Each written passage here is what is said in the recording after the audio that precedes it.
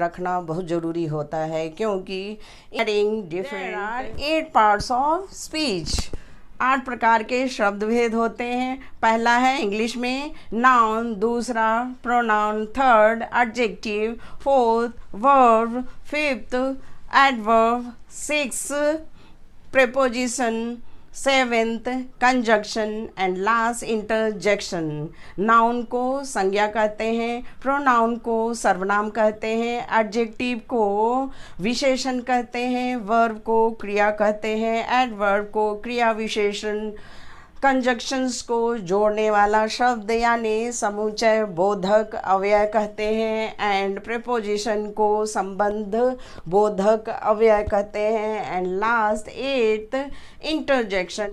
अब हम 8 important parts of speech के बारे में अलग अलग से जानेंगे। नाउन यानी संज्ञा, noun is the name of person, things, place and animals. Pronoun the words which comes in the place of noun, noun के बदले में जो शब्द यूज होते हैं उसे सर्वनाम कहते हैं। एडजेक्टिव, नाउन या प्रोनाउन के बारे में जो कुछ भी कहते हैं उसे हम विशेषण कहते हैं यानी एडजेक्टिव कहते हैं। ब्यूटीफुल या नाइस ये एडजेक्टिव है। नेक्स्ट है वर्ब एंड एक्शन वर्ड, यानी जो भी क्रिया करते हैं हम उसे वर्ब कहते हैं। आगे है एडवर्ब, वर्ब के बारे में जो कुछ हम बात करते हैं जैसे फास्टली, स्लोली, ये एडवर्ब है। नेक्स्ट है प्रेपोजिशन, यानी noun, pronoun and other word का संबंध को दर्शाता है जैसे इन, ऑन, टू, ऑफ, ये प्रेपोजिशन है। और आगे है कंजक्शन, यानी दो या दो से अधिक सेंटेंस को जोड़ने के लिए हम यूज़ करते हैं एंड, बट या फिर सो, ये कंजक्शन है। और इंटरजेक्शन यानी विस्मयादि बोधक, आश्चर्य जब हम करते हैं तो आह, ओह, ए, हुर्रे, ओए, ये सारी बात निकलती है मुंह से और इसे ही हम इंटरजेक्शन कहते हैं, विस्मयादि बोधक अव्यय।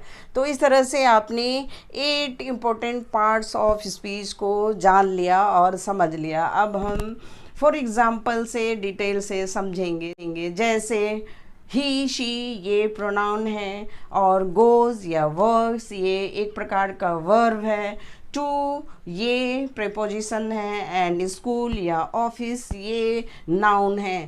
तो अगर मैं इन चारों वर्ड्स को एक सीक्वेंस में आपको अरेंज करके बताती हूँ तो एक मीनिंगफुल सेंटेंस बन जाता है, जैसे ही goes to school, she goes to office. तो इस तरह से इस वाक्य में 4 पार्ट्स ऑफ स्पीच हुए, जैसे noun, pronoun, preposition and verb. 4 parts of speech का प्रयोग हमने इस वाक्य में किया।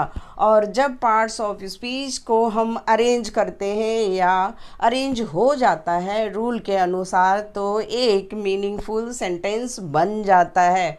और इस तरह से आपको जानकारी मिल गई कि इंग्लिश लैंग्वेज में पार्ट्स ऑफ स्पीच की जानकारी रखना या इसको जानना कितना ज़रूरी होता है, तभी आप इंग्लिश लैंग्वेज में परफेक्ट हो सकते हैं और बोल सकते हैं। और इंग्लिश लैंग्वेज की जानकारी आपको बिल्कुल परफेक्ट बना देगी और इम्पोर्टेंट बना देगी। Thank you all the